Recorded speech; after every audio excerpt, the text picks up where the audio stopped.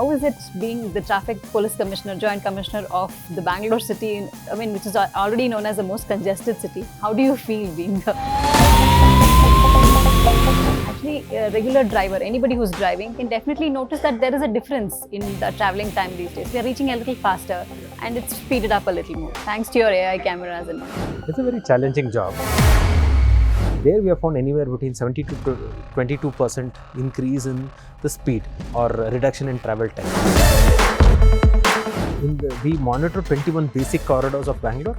These corridors carry 80% of Bangalore's traffic. Two challenges. So monsoon is one challenge and peak hours is another challenge. So in peak hours, signaling will certainly help. In a macro level traffic management, we are using something called as Astram. Astram is a big data platform which takes data from multiple sources. How challenging is that part of it? Very difficult job to do on a day-to-day basis. Hello and welcome to NewsFirst Prime. This is Archana Ravikumar. Driving in Bengaluru itself is a nightmare for many of us.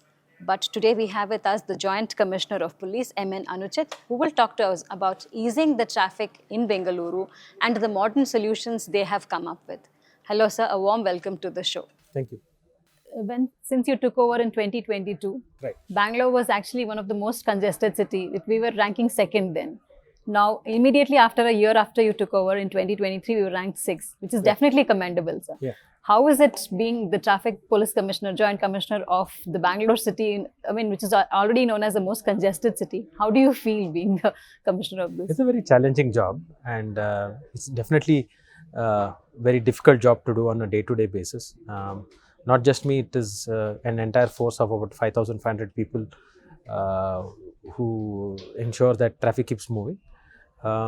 I feel that I think with great challenges come great opportunities. So this has given a good opportunity for us to also showcase some of the talent that we can offer, as well as some of explore some new technologies, explore some new methodologies to improve traffic and mobility in Bangalore city. Yeah, you're talking about new technologies. Actually, a regular driver, anybody who's driving can definitely notice that there is a difference in the traveling time these days. We are reaching a little faster and it's speeded up a little more thanks to your AI cameras and all. Right. So can you please elaborate on the same? Yeah, so we are using technologies primarily to fulfill two main roles of police. One is traffic management, that is regulation and other activities relate to movement of vehicles. The other one is traffic enforcement, which relates to following of rules and regulations. So in traffic management, we are using two kinds of technologies. One is something called as adaptive traffic signals, which use AI-based cameras to detect the vehicle load in a particular junction and then give priority to the arm having the more load. So if there is no vehicle at all at a junction, in an ideal situation, the signal will not turn on at all, right? So using that for micro level traffic management at each junction, we are able to synchronize junctions as well. There we have found anywhere between 70 to 22% increase in the speed or reduction in travel times. So so people living in that area would have certainly felt that. In a macro level traffic management, we are using something called as Astram. Astram is a big data platform which takes data from multiple sources, which gives us insights real time as to what's happening in this thing, helps us make decisions which are data driven. Previously it was very ad hoc. Now we know data based decisions. Like I know if rainfall is this much, what could be the congestion spots, I'll get to know, right? Give an example. And using this data, we are able to share through APIs to a lot of aggregators like mobile app aggregators, to mobility aggregators, to cab services, to map based services. A lot of aggregators we are able to tell in real time. So that data, for example, is on real life road conditions, like it can be vehicle off-road, accident, tree fall, water logging, protest, procession, event, public gathering, anything which affects traffic. That data is recorded because we have a lot of people in 2 shifts working. They take a small photograph, lat long is automatically captured, they give a small description. One, it's populated in Astram. Second, it goes automatically to all the map services, the aggregators. So there in their routing algorithms, they can plan, okay, if this road is closed, what do I need to reroute it with? So previously we had to email, we had to put it on social media, and then data was collected, but now it goes real time. Secondly, you must have realized these days if you're using any of the map services, you'll find that it will say you're approaching a danger zone, you're approaching there is a waterlogging or there's this. So all that is populated through us, right? So that's how we have been able to do through Astram. I mean, these are few facets I'm giving. There are multiple other things they can do. Like if there's a planned event in say Chinnaswamy, there's a cricket match. So we can have a pick up and drop off zone and give it to all the mobility aggregators saying this is the pick up and drop off zone for you. And you can use that only. So in their backend, the routing algorithm will ensure that they pick up and drop off there only. So it helps us that way to manage traffic. Yeah, that's very, very useful. Yeah. So it happens in real time. So that's what you're able to do at a macro level for traffic management. The other thing that Astram does is it gives us insights as to what are the congestion hotspots, what could be the congestion for the next 24 hours. We can also say if I shut off this road, what would be the congestion resulting in that? If there's a planned event, which all roads can be affected? If there's a long weekend coming up, what can be possible? So like for example, on August 14th, there was a long weekend coming up with August 15th, the Independence Day, and then followed by 3 days holidays. So on 13th, we issued a work from home advisory based on the insights we gathered from it, and we were able to manage the traffic. We expected a huge exodus of people going out of Bangalore, so we were able to do that. So that's in traffic management. In traffic enforcement, we have something called as ITEMS, Intelligent Traffic Enforcement Management System, which is basically AI cameras which detect basic violations and detect the automatic number plate recording cameras are there, which detect the number plate automatically. Both are stitched together and it is validated as to whether it's correct or not, and then pushed automatically to the e-challan database where a challan goes to them. So you must have seen recently there'll be you must have got a SMS or a challan saying that you have violated this. So most of them are automatic generated. In fact, this is what we call contactless enforcement. Contactless enforcement in Bangalore is at 95%. Only 5% is contact enforcement. We cannot completely do away. It should be there, but 95% is contactless enforcement. So in contactless enforcement, we are using AI-based cameras. So we are using body-worn cameras also. In the next phase, what we are trying to do, we have a lot of cameras, like Safe City cameras, there must be about 9,000 cameras. We have 4,600 body-worn cameras. We have about 200 dashboard cameras. Whether we can take that data only and work on the back end and do, that's what we are trying to implement. It should be done in a couple of months. It should be ready. That is very, very interesting. Yeah. Even to listen to this, it's very nice. As per your data, is there a proper, through Astram, has the speed of the traffic increased and the traffic, how much have you been able to help out people with the traffic jams? So what we are able to do, we monitor 21 basic corridors of Bangalore. These corridors carry 80% of Bangalore's traffic. It's massive. So if these corridors are free, we are able to handle it. So in these corridors, we have seen an increase in speed of 1.2 kilometers per hour at peak hours, which is a massive gain. I think with ATCS coming in and with Astram working together, I think in the next 6 months or so, we'll see a drastic improvement in speeds, because we are able to ourselves see that the allocation of time for each signal is being optimized on a day-to-day basis.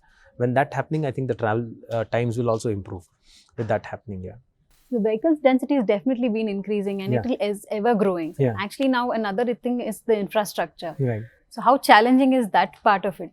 So actually, if you see from what I've been able to understand for the last 2 years, Bangalore has two primary basic traffic challenges. One is the peak hour traffic, because everybody comes out at that time, either to go to office or go back to home. The other thing is the monsoon in Bangalore, because the kind of rainfall Bangalore receives in a particular period of time is so high that the drains are not able to handle it. It's not that the infrastructure is poor or it is not good.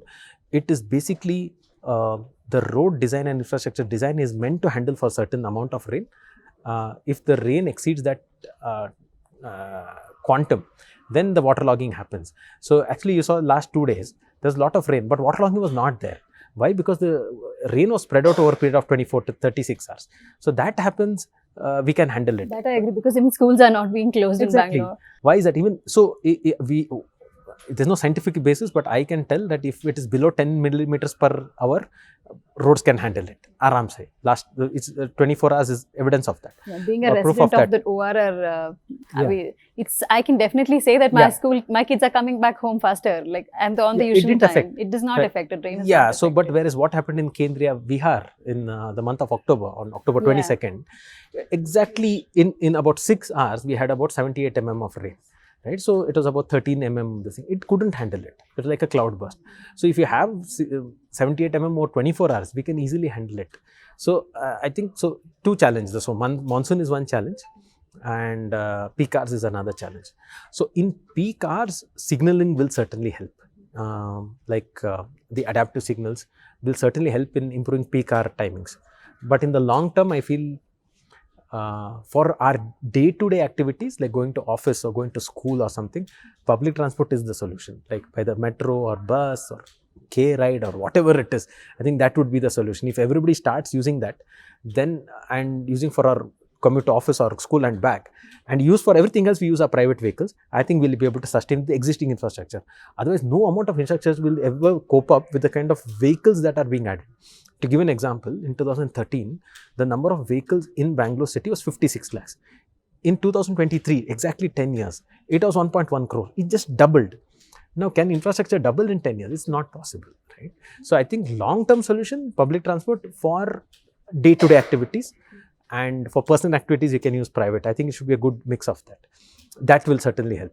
In terms of monsoon management, yes, they are working on stormwater drains. They are working on wide topping of roads, because the kind of rainfall that we see and the kind of vehicle load, the macadam roads or what called dambar roads are not able to handle it. So wide top roads are certainly able to handle. We have been able to see. I think those would be good solutions to have in the future. Now, with these modern technology, are you able to observe kind of a pattern, like when is the density more, or which day the traffic is high? Yeah, absolutely.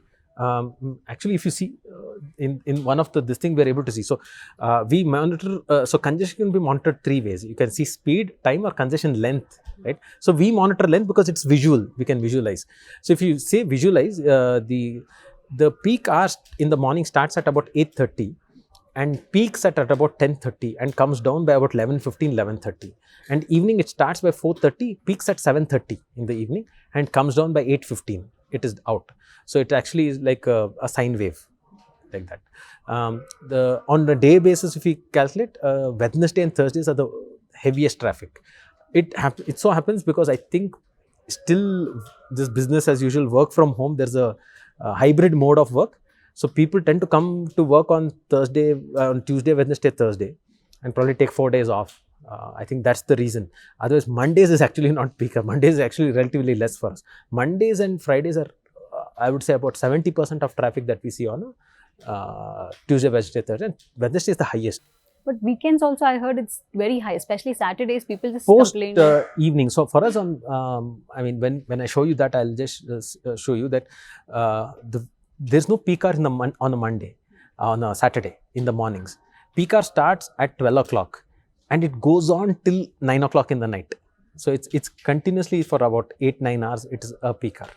So Saturdays is a different thing. So that's why we stopped. We used to have heavy goods vehicles being stopped in the morning and afternoon. But on Saturdays is different. We allow in the mornings and stop post lunch. To prevent them from entering from Bangalore and that has helped. Again, that insight came through Astra month. And one more thing we've been noticing these days is the road rages, very much so, because like the impatience is built up among people, and very slight thing also, there's a huge thing happens. Is it because of the piling traffic that people are getting frustrated? What do you think? I think it's traffic does add to the frustrations and tensions naturally. I think everybody is in a hurry these days.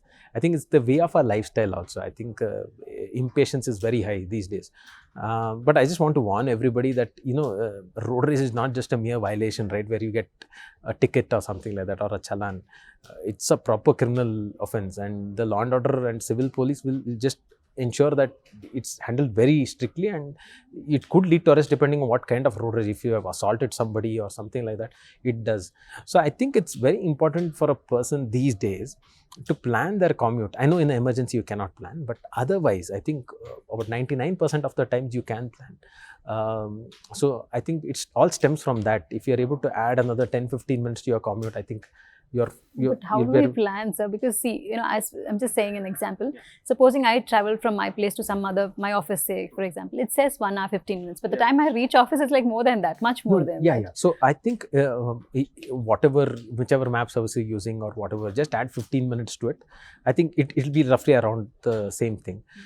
We are also trying to work with them and ensure that we can plan the exact timing. But it's very difficult because the traffic flow in Bangalore is not predictable. That's one thing which is very unique to Bangalore. Like if you go to a junction like Trinity Junction, we don't know at any given point of time from which side traffic will be more. In most likely all sides the traffic will be high, right? Same thing with Hebbal. We might think that, oh, in the morning incoming is more, outgoing is less or something like that. Not necessarily true. Yeah, on a general basis, yes, but we cannot predict on that given point of time at that given point in that day that this will be there. So it's very difficult for us to predict what time it's going to take for a person to go from point A to point B. But what I'm trying to say is that if you're using any map services, or if you think, okay, 1 hour, and just add 15 or 10 minutes to that, then I think mentally you're prepared. Otherwise, I think you're in a hurry to get to something and frustrations are there, I think, and it stems out in that. But I would like to say that, see, even if you take road rages which are happening, how many people are on the road, right? It's a very minuscule percentage. So a vast majority are calm only, are law-abiding only. It is just a few people who are not able to control their anger or for whatever reason, who indulge these things, and it's totally wrong. We just wanted to put that across. And talking about the ring road, outer ring road specifically, now the traffic starts from Agra and then it builds on to Bellandur, Martali, Banaswadi, up to Hebbal. Yeah. It's mostly, it's quite, once you are planning to take that road, it is like you just take a deep breath and you dive into the ocean. It is that bad. Right. What are you actually doing towards easing that traffic in that road? See, I think you must have noticed why is the traffic bad on that stretch between Silkport to Hebbal. It is because one portion of the road has been taken up for metro work. So what was initially a 6-lane road is effectively a 4-lane road, because on either side metro work is happening. Even if metro work has completed, where metro stations are coming up, there one portion of the road is gone. So it leads to a bottleneck. So if you realize 3-lane becomes 2 lanes, becomes 3 lane, becomes 2 lane, whatever it is. On top of that, now we have certain other works happening, like there was no UGD line. BWSSB has taken up a UGD line. There was no BWSSB supplied Kaveri water, so Kaveri stage 5 is happening from BWSSB. From BBMP, the stormwater drains are being redone, right? Which should be done. And white topping has been taken up in the auxiliary roads. Like for example, if you take the road coming from Bellandur Kodi to Karyamanagrara, the road has been taken up for white topping. Now that load again shifts to some other road, right? So all these factors come into it. I personally believe that's why even we postponed the ATCS project on east. Right now, the first phase of ATCS project is on south and west of Bangalore, not in east part of Bangalore, where actually the maximum need is on east and north, because the metro work was happening. There's no point having one signal that side, one signal this side, and in the between metro work, it is never going to help you. I personally believe that once the metro work is done, right, a lot of problems will get solved automatically on its own. Because I was there as DCP Whitefield in 2019-20, it was much better. In fact, there was a bus priority lane. I think bus priority lane should be reintroduced once that is done. Now, that's one thing. A lot of people will start using metro as well, because it's convenient for them to use. Then once that is done, once these works are done, then we can have some sort of a signaling plan for that. Or we can have one ways, or we can think about tidal flows. Like if I get 6 lane, morning if the inflow from say Silk Boat to Marthali is more, I can have 4 lanes opened up. Or in the evening, if the flow is from Marthali to Iblur, I can have 4 lanes opened up for that. Tidal flows can be done. So a lot of things will be done when there is space. If I have 4 lanes, I cannot give 1 lane for tidal flow. Right? I need to have some minimum things. Space itself is a constraint. Is a constraint. So I think with these works happening, I think by 2025 end or 26, I think the work should be done. Like what happened in Silk Board, with the flyover coming in, Silk Board got decongested, but 5th main and 14th main got congested, right? So, but as and when the work progresses, I think it should help. I think ORR will see better days in 2026. So actually, since you spoke about bus lane, how feasible it is? Because I've also been using the same roads actually. It so happens that the bus lane is there and the other roads are really small for the other vehicles to go. How feasible are bus lanes? When there is a 3-lane road on either side, like ORR has 6 lanes, 3 lanes for LHS, 3 lanes for RHS, 1 lane can be given for bus lanes. See, why bus lanes are important is that if we are going to make metro popular, if we are going to make metro more reachable for public, it should be such a way that buses feed into metros. Buses act like feeder buses, these things. Autos act like feeders to metro. Otherwise, only people living in a walkable distance to metro will only use it. We need to have a system where at least people in 2, 3, 4 kilometers radius of metro also use it. And there's some way of them reaching the station through this mode, which is economical also. Right? So only then it will help. And historically, in Delhi, what was seen was people using two-wheelers shifted towards metro. Because it was more economical, faster than this thing, pocket friendly as well, and more comfortable, definitely. Like in rain or shine, metro it gives you. Bangalore is a two-wheeler city. We have 70% is our two-wheelers. Imagine half of them shift to metro. It will be wonderful for traffic also. So I think we should promote metro. And one of the best ways of ensuring that is having a feeder bus. I am all for a feeder bus wherever metro lines are there, and where 3 or more lanes are there. 2 lanes, it's simply not possible and not desirable also. Now, Silk Board, yeah, we've had big memes about Silk Board traffic, Yeah. But that now I feel is shifted off to Hebbal. Now Yeah. there's a flyover also coming up, sir. But since the airport is towards that side and many other things it's now Bangalore North is really growing. Yeah. You think that a flyover will suffice and be a No, proper that is why solution? the tunnel road has been planned. No, the flyover will not suffice. I'm told the master plan for 2030. Actually, if you calculate the volume count, it requires 10-lane road, 5 lanes on either side. Right now, it is 2 lanes. Of course, with the Kerpuram ramp coming, it will become 3 lanes on either side. But with the tunnel roads coming in, I think it will help. But Hebbal is such a unique junction. The flow rate of traffic is from, if you take all 4 sides, is 34,000 vehicles an hour, which is unimaginable for anybody. If you ask a traffic engineer across the world, what does he feel about Hebbal, they'll not have much solutions. Because it's unimaginable that so many vehicles go through in a peak hour. In an evening peak hour, we have seen, we have counted at 34,000. I'm talking from both the ORR as well as the Bellary road, right? So I think it's something unique. So solutions will require, it requires some drastic rethinking. So I think tunnel road is in a way good for that junction, yes. Certainly is very good. But until the tunnel roads come, we don't see a new solution for that. Yeah, so with Kerpuram ramp coming in, it will certainly help. See, what has happened, because Kerpuram ramp is not there, all the traffic is coming to Hebbal circle. The Hebbal circle is not able to handle that traffic, so it offsets the service roads. Now, once the service road gets offset, then the main road start getting affected, because the service road queue length is so high that it starts affecting the where the mergers happen. So even the main road gets affected. So that people are not able to understand naturally, because you are more concerned about your route, Yeah. right? So once at least Kerpuram ramp comes, it will be very good. So what we saw in 2022 November, what we were able to do, we are able to increase travel speeds dramatically. That can happen once the Kerpuram ramp comes.